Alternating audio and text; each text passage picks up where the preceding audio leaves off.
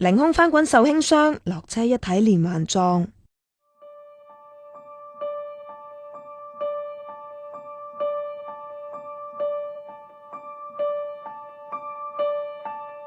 佢哋喺吐露港公路為揸夜間的士嘅彭耀宗路滯，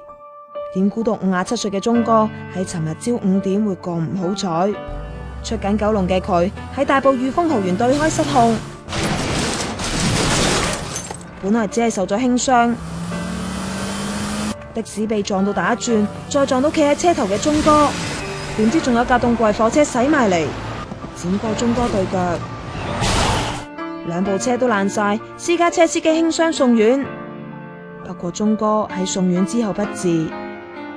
揸凍櫃貨車嘅佢話，當時啲街燈熄咗，路面好黑，根本就見唔到宗哥瞓咗喺度。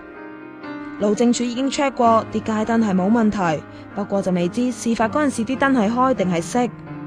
亦都有專家話，路面好黑並唔係車禍嘅借口，司機喺昏暗嘅情況下應該要開車頭大燈，亦都要保持行車距離㗎。